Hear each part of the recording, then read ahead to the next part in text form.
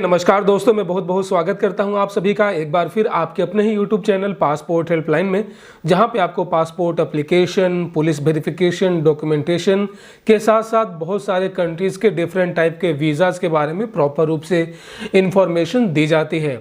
और दोस्तों, आज का जो ये वीडियो है काफ़ी इन्फॉर्मेटिव होने वाला है आप सभी के लिए, क्योंकि आज के इस वीडियो में हम बात करने वाले हैं प्रॉपर वीज़ा के बारे में।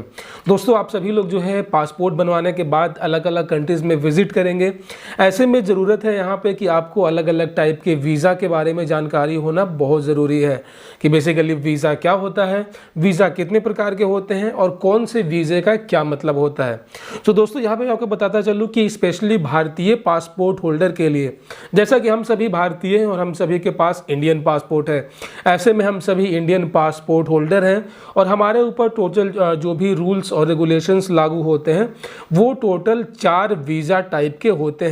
मतलब ये कि हम सभी भारतीयों को दुनिया में जितने भी देश हैं वो टोटल 4 प्रकार के वीज़ा इशू करता है।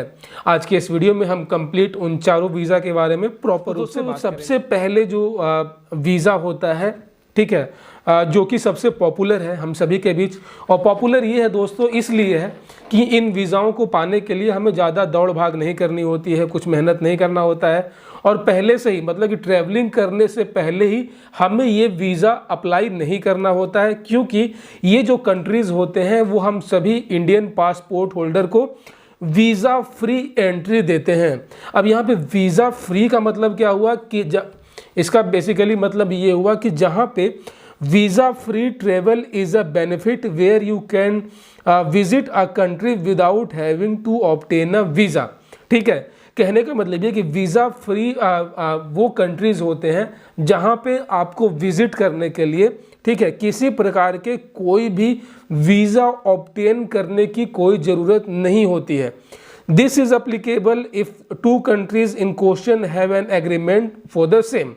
कहने का मतलब ये है जब इन दोनों देशों के बीच आपसी एक संवाद होता है, दोनों देशों में दोस्ती इतनी गहरी होती है जहाँ पे ये एक दूसरे को बिल्कुल वीज़ा फ्री ट्रेवलिंग करवाते हैं, ठीक है। और जनरली इन दोनों देशों के जो बॉर्डर्स हैं वो आपस में कनेक्टेड होते हैं और बिल्कुल खुले होते हैं। तो दोस्तों, हम भारतीयों के लिए 2 ऐसे देश हैं जो कि वीज़ा फ्री कंट्रीज़ हैं। पहला, जैसा कि आप सभी समझ भी गए होंगे, नेपाल एक ऐसा देश है जो हम सभी भारतीयों को बिल्कुल वीज़ा फ्री एंट्री देता है। और उसके साथ साथ दोस्तों दूसरा देश है यहाँ पे भूटान, जहाँ जाने के लिए हमें कोई भी वीज़ा नहीं लेना होता है। तो आप समझ गए होंगे कि वीज़ा फ्री का टोटली मतलब हुआ कि बिल्कुल फ्री ऑफ कॉस्ट, बिल्कुल बेरोक टोक जाएं, कोई भी यहाँ पे बाउंडेशन। दूसरा यहाँ पे आता है वीज़ा ऑन अराइवल। मतलब ये कि जब आप वहाँ पहुँच जाएंगे उसके बाद आपको वहाँ पे वीज़ा दे दिया जाएगा। मतलब यहाँ पे बंदा बिल्कुल श्योर होता है कि मेरे पहुँचने के बाद मुझे वहाँ पे वीज़ा दे दिया जाएगा। और इसका मतलब यही होता है कि जब कोई ट्रेवलर जब ऑलरेडी उस डेस्टिनेशन पे पहुँच जाए, एयरपोर्ट पे या फिर जो है लैंड बॉर्डर एरिया पे या फिर सी पोर्ट पे, तो वहाँ पे आपको अपना पासपोर्ट दिखाने के बाद आपको वहाँ पे वीज़ा दे दिया जाता है। कुछ उनकी नॉर्मल सी फ़ी होती है वो आपको पे करना होता है, कुछ फॉर्म वगैरह भरने होते हैं, कुछ अपने फ़ोटोग्राफ देने होते हैं। कहने का मतलब ये है कि यहाँ पे 100% ये गारंटी होती है कि अगर आप इंडियन पासपोर्ट लेकर उस कंट्री में ट्रेवल कर रहे हैं तो वहाँ पर आपको पहुंचने के बाद आपको वहां पे वीज़ा दे दिया जाएगा। बेसिकली दोस्तों, भारतीयों के लिए थाईलैंड ऐसा कंट्री हो गया, ठीक है, थाईलैंड हो गया और साथ ही साथ शेनेगन ऐसा हो गया। ये कंट्री जो है हमें इंडियंस को वीज़ा ऑन अराइवल देती है। उसके बाद दोस्तों e visa. Basically e visa होता है, मतलब नाम में ही छुपा हुआ है इसका अर्थ, जिसका मतलब होता है electronic visa. Electronic visa in the sense कि इस वीज़ा को ऑब्टेन करने के लिए आपको कहीं ऑफलाइन तरीके से कोई एम्बेसी विजिट नहीं करना होता है, कोई इंटरव्यू वगैरह नहीं देना होता है। मतलब ये टोटल जो प्रोसेस है ये बिल्कुल ऑनलाइन होता है। आप किसी वेबसाइट के थ्रू उस पर्टिकुलर कंट्री का वीज़ा अप्लाई कर सकते हैं और जो ये वीज़ा होता है नॉर्मली आपको आपके ईमेल आईडी पे सेंड कर दी जाती है, ठीक है। इसको बोलते हैं ई वीज़ा। बहुत सारे ऐसे देश हैं जो हम सभी इंडियंस को ई वीज़ा देते हैं, उसके लिए हमें घर बैठे वीज़ा मिल जाता है, कोई भी एम्बेसी या फिर कंसुलेट जाने की ज़रूरत नहीं पड़ती है। जैसे कि श्रीलंका हो गया, दुबई हो गया, कतर हो गया, ये सभी ऐसे देश हैं जो हमें ई वीज़ा प्रोवाइड करते हैं। और यहाँ पे जो है सबसे लास्ट वीज़ा जो है गाइज वो मैं आपको बताना चाहूँगा, एंट्री परमिट।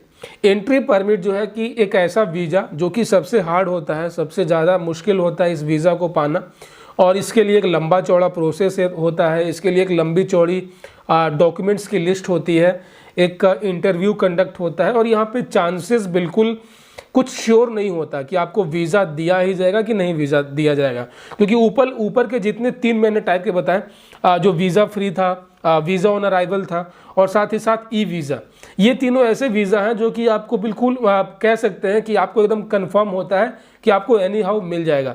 लेकिन एंट्री परमिट एक ऐसा वीज़ा होता है जो कि यहाँ पे कोई श्योरिटी नहीं होती है। यहाँ पे आपको जो है ऑफलाइन तरीके से आपको कंसुलेट या फिर एम्बेसी विजिट करनी होती है।